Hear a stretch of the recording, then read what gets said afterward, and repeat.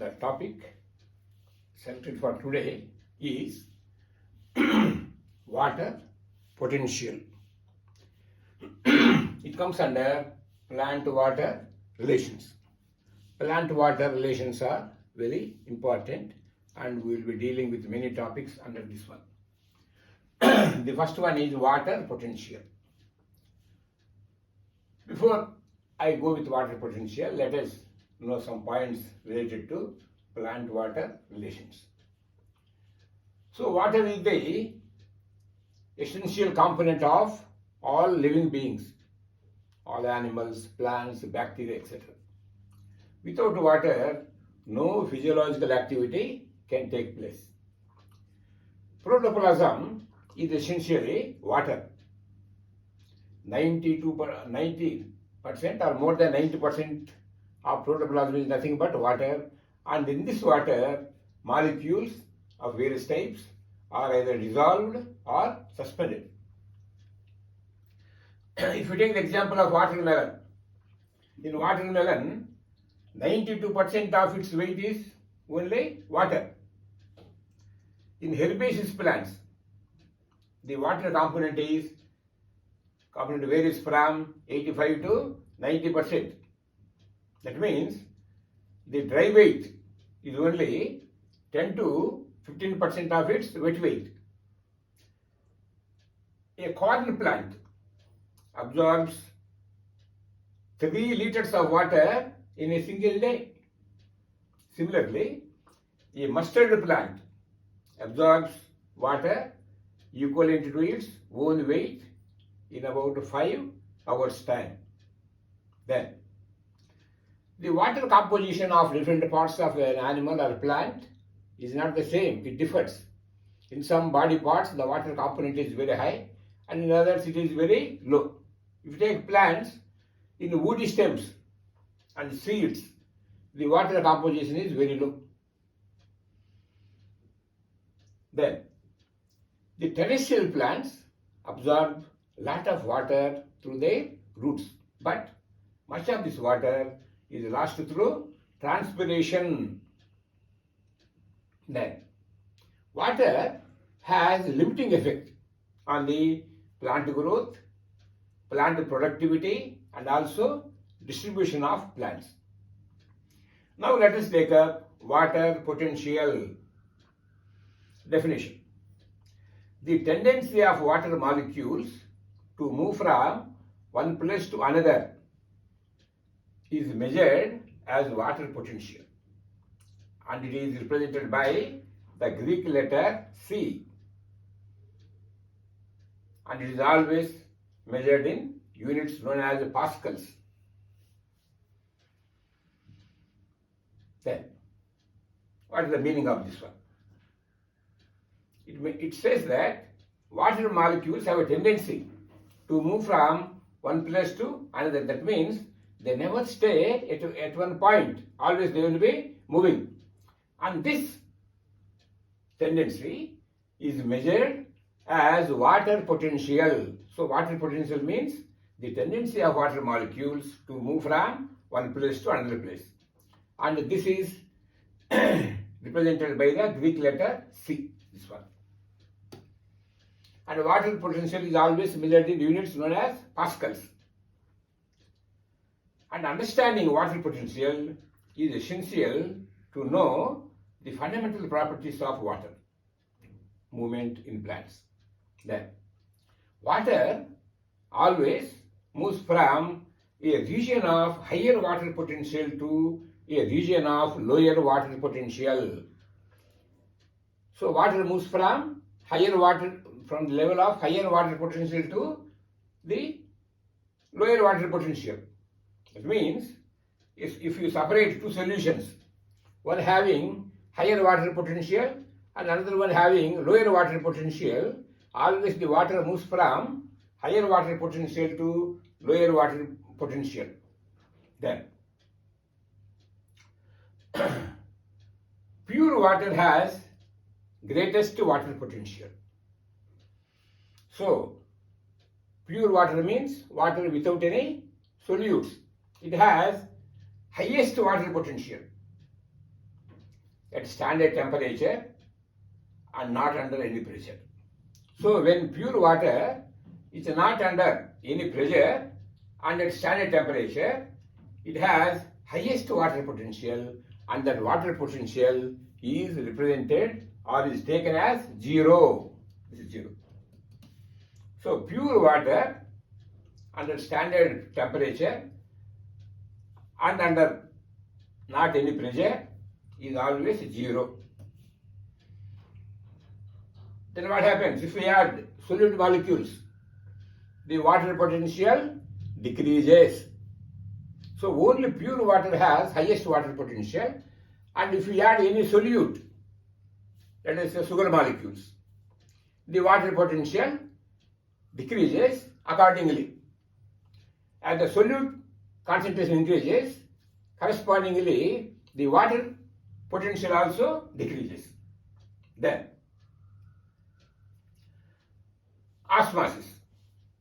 Osmosis is the passage of water molecules from a region of higher concentration to a region of lower concentration when they are separated by a semi-permeable membrane.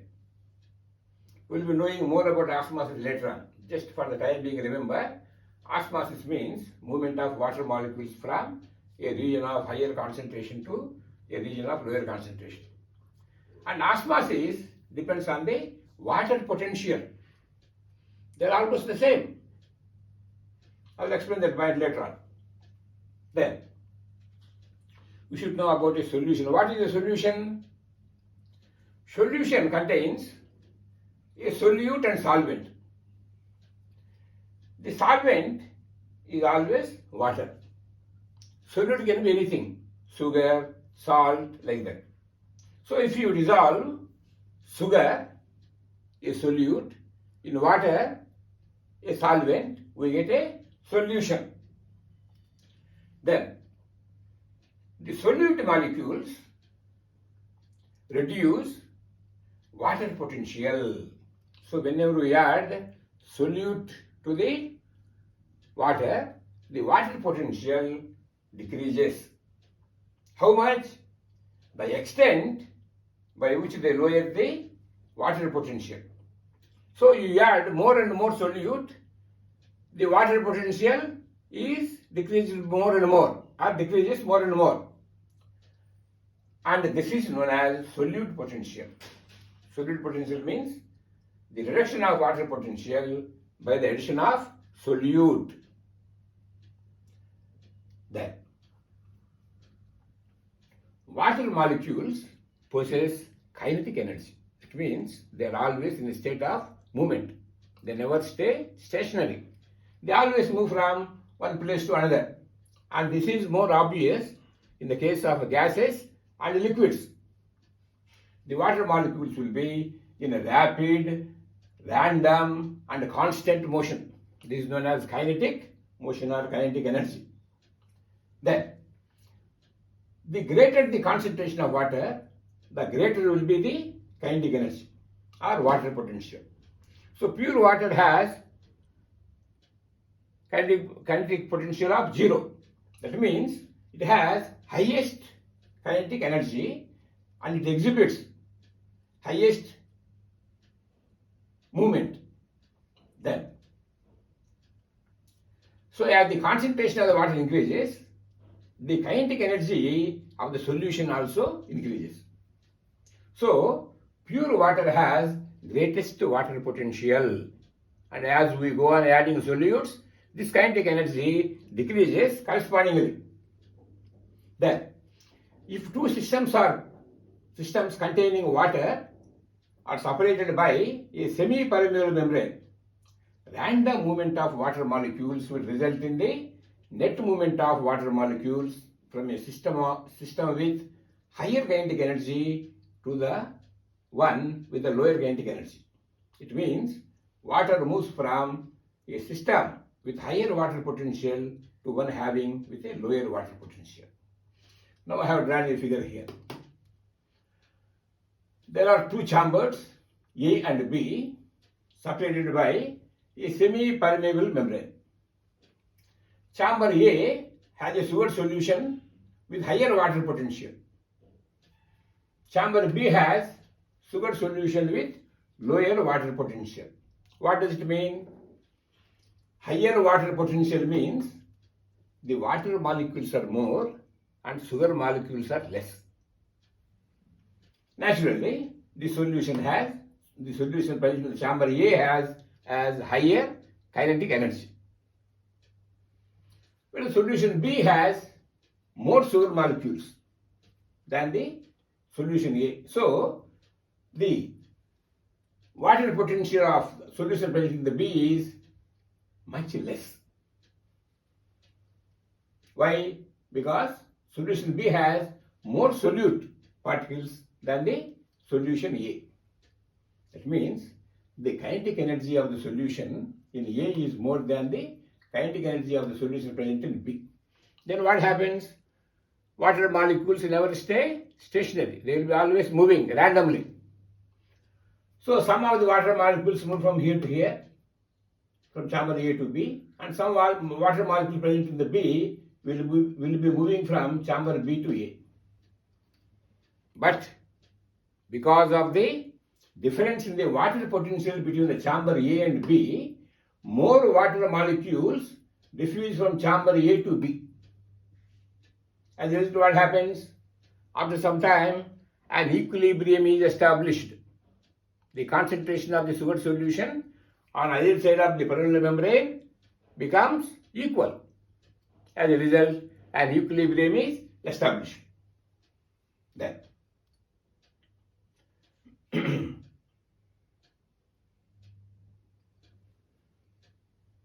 if a solute is dissolved in pure water, the solvent have fewer free water molecules. So, the concentration of water decreases. This reduces both kinetic energy and water potential. That means, as we go on adding solute to the water, what happens? The water potential decreases. As the water potential decreases, the kinetic energy of water also decreases. That means the kinetic energy decreases and the water movement slows down. Hence, all solutions have lower water potential than pure water. This is the reason. So, all the solutions have lesser water potential than pure water. Then, the water potential is always negative.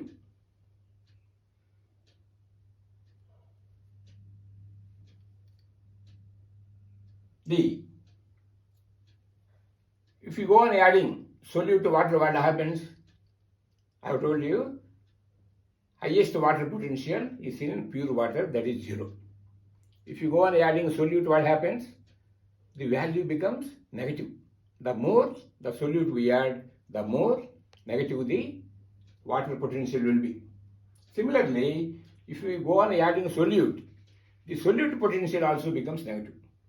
So both water potential and solute potential are negative. The solute potential is represented with the symbol CS. So both water potential and solute potential are negative, you must remember. Then, for solutions at atmospheric pressure, water potential equals solute potential. So at atmospheric pressure, water potential always equals the solute potential, that is C or Cw equals to Cp, because both are negative. Then, if pressure greater than atmospheric pressure is applied to a pure water, what happens? Its solution, the water potential increases. If you apply greater atmospheric pressure, what happens to pure water? Its water potential increases. So, pressure potential is always positive. You must remember these points. solute potential is always negative, pressure potential is always positive. If you increase the pressure, what happens? The solute potential becomes or increases. The solute potential increases. So, pressure potential always positive. It's a negative potential or tension in the water column in xylem plays a major role in water transport. So coming to water transport, the increased pressure or tension causes increase in the water column of xylem. That we will be taking up later on.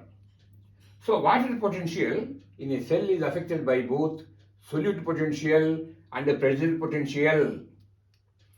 So in a cell, the water potential is influenced by both solute potential and the pressure potential.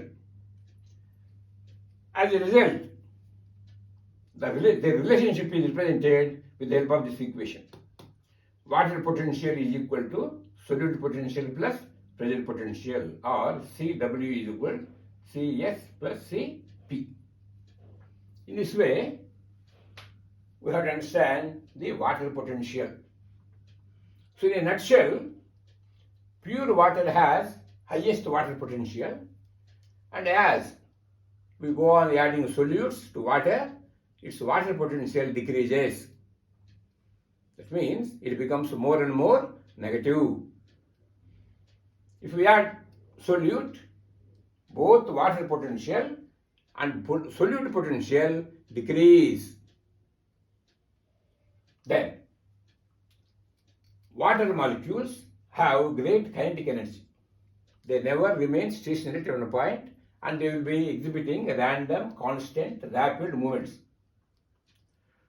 Pure water has highest kinetic energy, and water tends to move from a solution having higher water potential to a solution having lower water potential till an equilibrium is established. Then, if we add more and more solute, the water potential decreases, and so also the solute potential. On the contrary, the pressure potential is positive. The more the pressure, the more positive the pressure will be. Then, the water potential always equals to the solute potential. Then, water potential is equal to solute potential plus pressure potential. So, that is about water potential in various systems. Thank you.